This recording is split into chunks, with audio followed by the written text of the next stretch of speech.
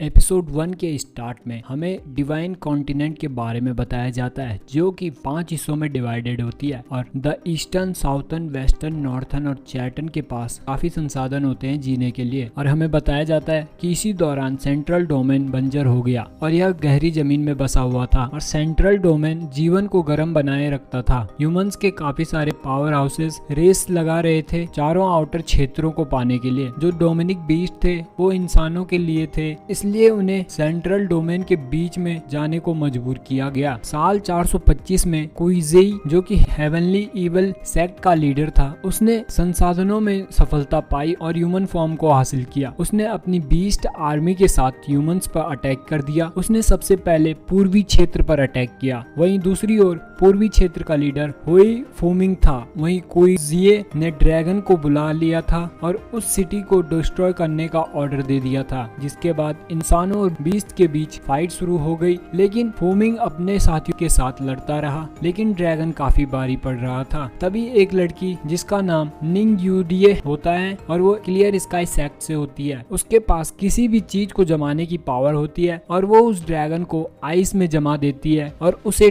तोड़ देती है और वो सारे डीमंस पर अपनी पावर से अटैक कर देती है और फोमिंग की टीम भी डीमंस पर अटैक कर देती है। तभी कोजी भी फाइट के लिए आ जाता है। दूसरी ओर तभी निंग यूडिये का आइस बीस्ट और कुजिए का ड्रैगन बीस्ट दोनों की फाइट होती है। हमें बताया जाता है कि क्लाउड हॉल की निंग यूडिये ने कुजिए की आर्मी को हरा दिया था, हालांकि उसकी स्पिरिट काफी इंजर्ड हो गई थी और जिसकी वजह से वो गहरी नींद में चली गई और उसकी सोल का एक टुकड़ा पूर्वी क्षेत्र में जा गिरा और वो किसी को भी नहीं मिला। फिर हमें बताया जाता है साल 423 में पूर्वी क्षेत्र और चोंगमिंग काउंटी ने काफी संघर्ष किया। लुओ क्लैन के सेकंड मास्टर लुओ बिंगक्वान को लालच आ गया था और वो बाहर के लोगों के साथ मिलकर अपने भाई को मारने का प्लान करता है, वो भी सिर्फ लुक जियाओ जो कि चेन क्लैन का हेड था उसकी पोजीशन पाने के लिए। नेक्स्ट सीन में लुओ जियाओ अपने भाई से बचकर जंगल में भाग रहा होता है। जियाओ अपने भाई को कहता है कि तुम्हें मुझे मारकर क्या मिलेगा। बिंगक्वान कहता है कि तुम इस दुनिया को समझ नहीं पाए और वो अपने भाई पर अटैक कर देता है और बिंगक्वान कहता है कि तुमने क्लैन के रूल को ब्रेक किया है और मैं आज तुम्हें क्लैन के रूल के हिसाब से ही पनिशमेंट देता हूँ और वो अपने भाई को बेरहमी से मार देता है। और हमें बताया जाता है लुओ जेंग, जो लुओ जियाओ का सन होता है, एल्डेस्ट हाउस का डिसिपल्स होता है। नेक्स्ट सीन में लुओ क्लैन स्पेयरिंग ग्राउंड में कुछ बंदूकों को कुछ गार्ड्स पीट रहे होते हैं। तभी एक लड़का लुओ यूशु, जो कि लुओ क्लैन फैमिली से होता है, उसे एक गार्ड बहुत बुरे तरीके से पीटता है और तभी दूसरा गार्ड उसे रोक देता है और कहता है कि कल यंग मास्टर आ रहे हैं और वो नहीं चाहेंगे कि कल उन्हें कोई खून खराबा दिखे। तभी एक दूसरा बंदक योशु को चलने को कहता है और वो कहता है अगर हम चले नहीं, सेकंड और थर्ड हाउस के गार्ड्स भी हमें मारेंगे। योशु कहता है कि यंग मास्टर लुओ जिंग इन लोगों को जरूर सबक सिखाएंगे। योशु का दूसरा साथी कहता है कि मैंने सुना यंग मास्टर लुओ जिंग को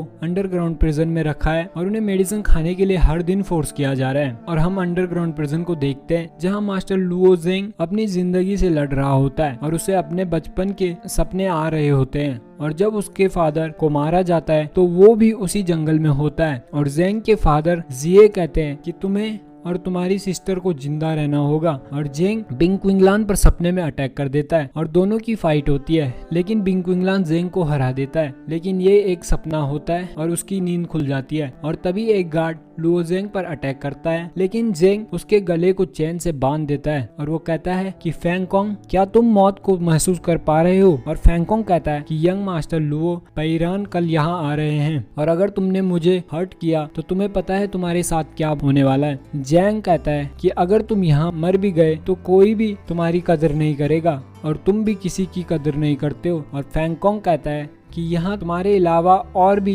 एल्डेस्ट हाउस के मेंबर हैं और यह सुनकर जेंग फैंग को छोड़ देता है और जेंग फैंग को कहता है कि मुझे पता है कि तुम यहाँ क्यों हो, कहीं तुम मुझे लू पेयरॉन को तो नहीं देने वाले हो। चलो जाओ और तुम्हें अपने नए मास्टर का वेट नहीं करना चाहिए। और वही सर्वर्स लोगों को पीट रहे होते हैं और तभी एक बच्ची लुओ जेंग के पास जाके कहती है कि प्लीज इन सबको बोलो कि हमें जाने दें। तभी एक सर्वर्स कहता है कि ये अपनी जान तो बचा नहीं पा रहा तो तुम्हारी जान क्या बचाएगा। और तभी हम यंग मास्टर पेइरान को देखते हैं और फैंगकोंग लुओ ज़ेंग के बारे में पेइरान को बताता है और कहता है कि हमें ये स्पैरिंग ग्राउंड में मिला। यंग मास्टर फोंग को ज़ेंग से मिलने को कहते हैं। नेक्स्ट सीन में हमें बताया जाता है कि पूर्वी क्षेत्र इंटेंट स्टेज के अंडर है जहां मेरे मॉर्टल्स हैं और इंटेंट स्टेज में एंटर करने के लिए पहले स्किन रिफाइनमेंट स्टेज को कंप्लीट करना होगा और आगे flesh refinement, bone refinement, viscera refinement और मैरो रिफाइनमेंट स्टेज भी है और इन स्लैब्स को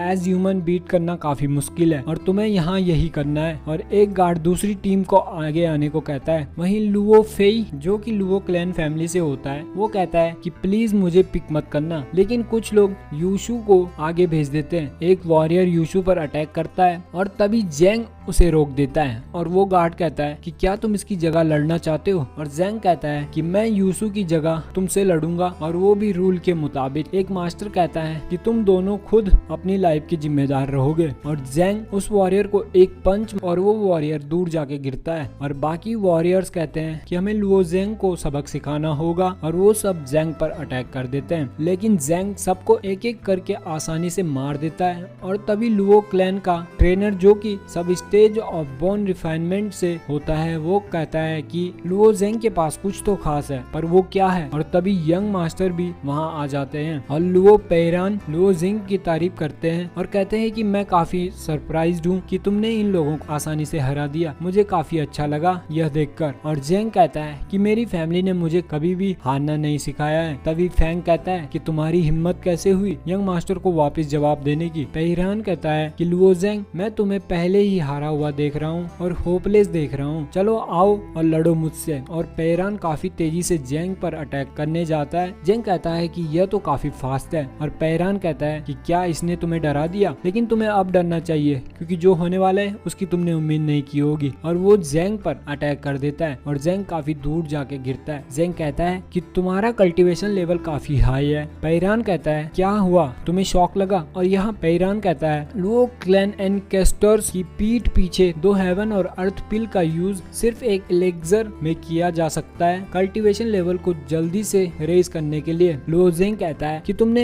एनकेस्टर्स के रूल को तोड़ा और अपने लिए डिवाइन एलेक्सर को लिया। पेइरान कहता है कि सिर्फ एक तुम्हारे फादर थे जो कि इन रूल्स को वर्ड टू वर्ड फॉलो करते थे और वैसे भी अब तो वो मर ही चुके हैं। जिस पर ज़ेंग कहता है कि तुम्हारी हिम्मत कैसे हुई मेरे फादर के बारे में ऐसा बोलने की। पेइरान कहता है कि लुओ ज़ेंग तुम ही सिर्फ लुओ क्लैन में काफी ज्यादा जीनियस थे, लेकिन अब खुद को देखो तुम सिर्फ एक कैदी हो। और पेइरान कहता है कि मैंने सुना है कि तुम्हारी सिस्टर भी क्लियर स्काई सेक्ट में कुछ खास नहीं कर पा रही है, मुझे लगता है शायद वो भी बड़ी मुसीबत से जूझ रही है। उसे पुर्गॉटरी माउंटेन भेज दिया गया है, लेकिन उसे नहीं लगता कि उसका यूजलेस ब्रदर उसे बचा सकता है। और जब मैं क्लियर स्काई सेक्ट में जाऊंगा तो मैं तुम्हारी पीठ पीछे तुम्हारी सिस्टर से भी मिलूंगा। और वो हंसते हुए कहता है कि लुओ ज़ेंग तुम किसी को भी नहीं बचा सकते हो और यहाँ तक कि तुम खुद को भी नहीं बचा पाओगे। और वो वहाँ से चला जाता है। ज़ेंग अपने फादर की बात को याद करता है कि उसके फादर ने मरते वक्त उसे कहा था अपना और अपनी बहन का ख्याल रखना। दूसरी ओर लुओ येन जो कि ज़ेंग की सिस्टर होती है उसे भी चेन से बांधा होता है और उसे भी बंधक बना दिया गया था। ज़ेंग मन में कहता है कि फादर मुझे अपनी सिस्टर और बाकी लोगों को बचाने के लिए क्या करना होगा। और ये एपिसोड यहीं पर खत्म हो जाता है।